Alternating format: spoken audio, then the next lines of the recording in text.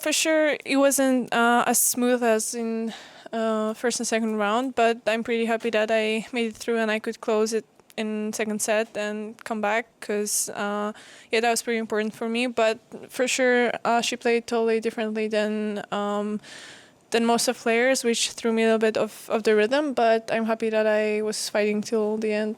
Okay, thank you. Questions? English. Court. Hi, Iga. Congratulations. Just on the adjustments that you had to make throughout the match, just obviously with her game style, but then also it seemed like, there were some adjustments on your side. If you could just talk through that, especially in the second set.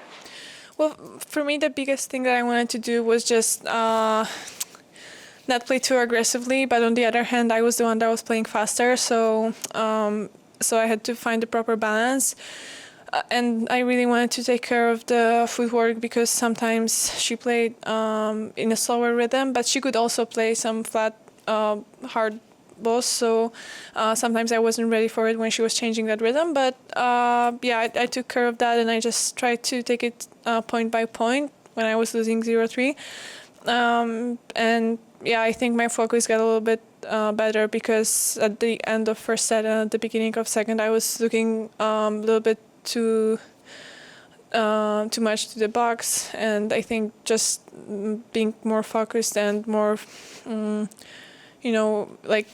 your body to focus on the proper stuff, it gave me a lot. So that's the biggest adjustment.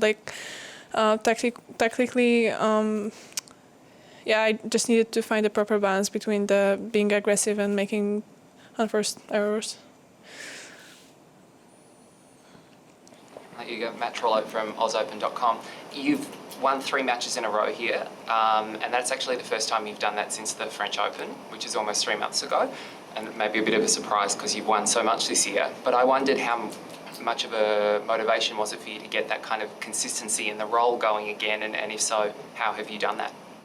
Well, honestly, I didn't even focus on that because I still remember how it is to lose, and last year I remember when I was in Madrid, I think, and I just talked with Daria actually, and I was like, I want to get to the quarterfinals of these 1,000 tournaments, and after Toronto and Cincinnati, I knew that it's not like the end of the world that I'm losing in third round, it's not like the whole universe changed. So right now I'm always going to be in quarterfinals or finals or whatever, or win tournaments. So I try to just remind myself that it's kind of normal and it's impossible to play always on the same level. So here I just took it match by match. I wasn't expecting maybe too much because of the losses, so that's good, but it's not like I lost confidence or something because I still know that anything can happen on these tournaments. Congratulations, Jörg Soltfisch, German news agency, DPA. What do you think about your next opponent, Julia Niemeyer? She just went through today. Have you seen her matches, and what do you think about her? I don't know a lot, honestly, but I know she has a pretty nice serve. We've never practiced, so I don't know how it feels on the racket, how she plays. But it's not like first time when I'm gonna be playing against a new opponent. So tactically, I trust in my coach that he's gonna prepare well, and I know she's really talented and she's young, so it's gonna be a great battle. But it's not like I can say a lot right now. Hi Iga, Molly McElroy from the Daily Telegraph. Congrats on the win. I wanted to ask you about something off the court today. Victoria Azarenka spoke today quite passionately about, well, she mentioned Fiona Ferro's case against her coach and spoke a little bit about how young players on the tour can be exploited by coaches or manipulated by them. I just wondered your thoughts on that. Is that a topic of conversation you've ever had with your team or something you've thought about? Do you agree with her? One more time, what did she say exactly? Spoke a bit about Fiona Ferro's case, but more generally spoke about kind of how young players on tour are kind of vulnerable to being exploited by coaches and kind of inappropriate relationships or close relationships? Yeah. Honestly, I've never had a situation like that, so it's hard for me to even think about, how it must feel and how to kind of push back that kind of behavior. I'm really sorry that it happened to Fiona. Well,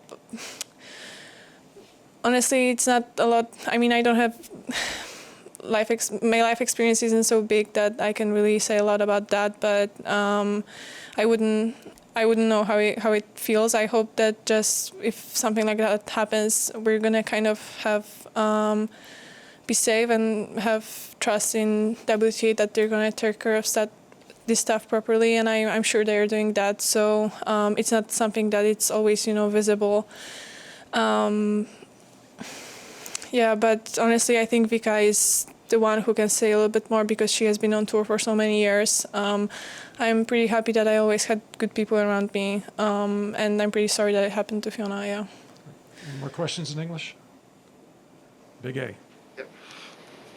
Adesina Koike, USOpen.org. Congratulations on your win.